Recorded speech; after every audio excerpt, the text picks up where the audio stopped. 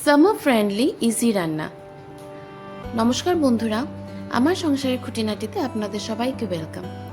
আজকে আমি আপনাদের জন্য নিয়ে এসেছি একটি খুবই সিম্পল আর ইজি রান্না। এই রান্নাটা করার জন্য আমাদের বেশি কিছু উপকরণ লাগবে না। আপনারা তেলের মধ্যে একটু পাঁচফোড়ন সম্বার দিয়ে দেবেন।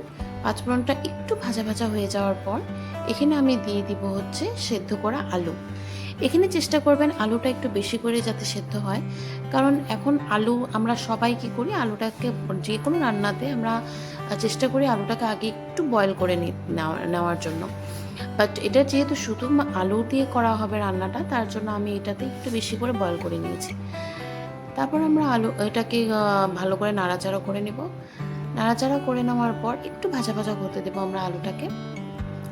এই রান্নাটা করার জন্য খুব বেশি আমাদের উপকরণের দরকার নেই, সামান্য যেটা আমাদের ঘরে অ্যাভেলেবেল থাকে ওই সামান্য উপকরণ দিয়ে আমি রান্নাটা করব, যেটা খেতে খুবই টেস্টি হয়।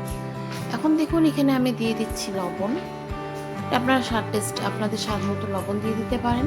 তারপর এখানে আপনি দেবেন একটু হলুদ, আর আমি এখানে দিয়ে দিব সামান্য একটু জিরা গুঁড়ো।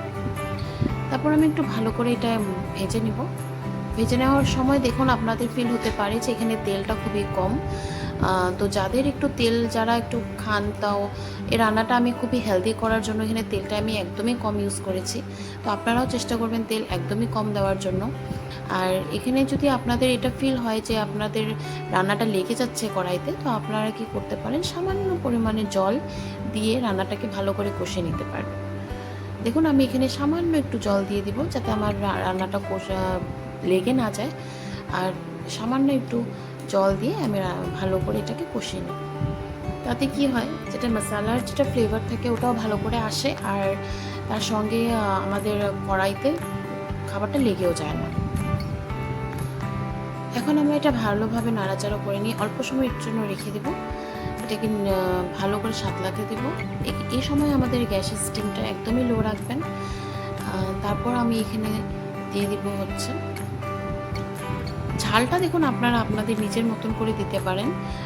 আমার বাড়িতে বাচ্চা আছে, আর আমার বাচ্চার থেকেও বেশি অনেস্টলি আমি নিজেই ঝালটা খুবই কম খাই, তাই আমি এখানে শুধু দুটো কাঁচা লঙ্কা চিড়ে দিয়ে দিয়েছি, আর একটু গোলমরিচ গুঁড়ো দিয়েছি যাতে একটা টেস্ট আসে গোলমরিচে। আর গোলমরিচটা দেওয়ার সাথে সাথে রান্নাটার মধ্যে একটা অন্যরকম টেস্টও আসে, আর ঝালের মাত্রাটাও ঠিক থাকে। তো এই সময় দেখুন আমার রান্নাটা ভালো মতন কষে যাচ্ছে। এটা যখন একটু ভালো মতন কষে যাবে, তাহলে আমি এটাকে আর একটু ভালো করে নাড়াচাড়া করে নেব। 2-3 মিনিট মতন আপনারা একটু ভালো করে নাড়াচাড়া করে নেবেন। তারপর আপনারা এখানে পরিমাণ মতো জল দিয়ে দেবেন।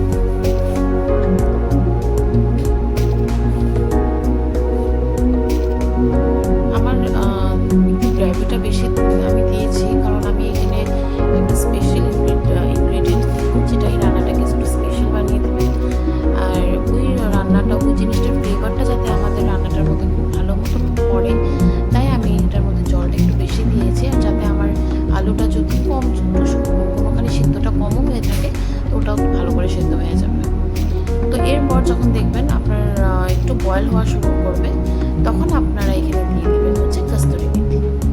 হ্যাঁ, কস্তুরি মেথিটা একটু স্ম্যাশ করে হাতে দিয়ে একটু স্ম্যাশ করে দিয়ে দিলে কস্তুরি মেথির গন্ধটা খুব ভালো ওঠে।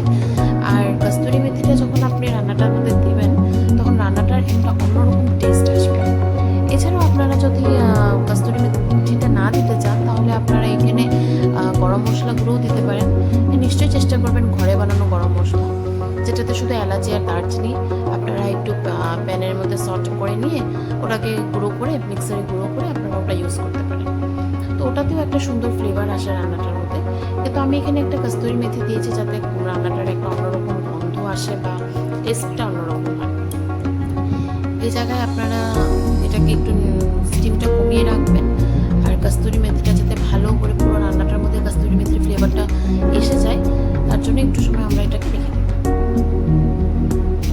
এখন দেখুন আমার রান্নাটা ভালো মতো হয়ে যাচ্ছে। হয়ে যাওয়ার পর আমরা জলটাকে একটু কমানো এসে পড়বো, তার জন্য আমরা এটাকে একটু সময় 5 মিনিটের জন্য ঢেকে রেখেছিলাম।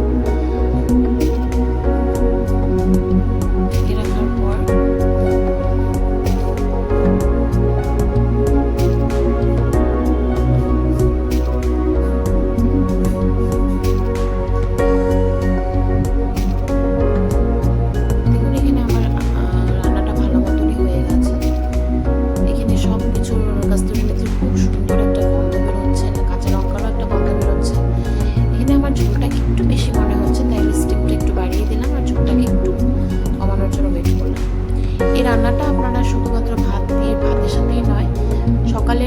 সাথেও আপনারা এটা খেতে পারেন বা পুরি পরোটার সাথেও আপনারা এটা খেতে পারেন। খুবই টেস্টি হয়, আপনারা একবার ট্রাই করে দেখবেন। এখানে দেখুন খুবই কম উপকরণ দিয়ে আমি রান্নাটা করেছি, একদম যেটা ঘরে অ্যাভেলেবেল, সবসময় অ্যাভেলেবেল থাকে সেসব জিনিস দিয়ে আমাদের এই রান্নাটা করা। আর দেখুন আমার রান্নাটা হয়ে গেছে। এখন আমি ভাতে, গরম ভাতে এই রান্নাটা লেবু দিয়ে সার্ভ করে দিন। বাস, এর সাথে আপনাদের আর কিছুই লাগবে না। এই রান্নাটা খেতে খুবই ভালো হয়, আর গরমের জন্য তো এটা একটা বেস্ট রান্না। রান্নাটা ভালো লাগলে প্লিজ লাইক অ্যান্ড সাবস্ক্রাইব।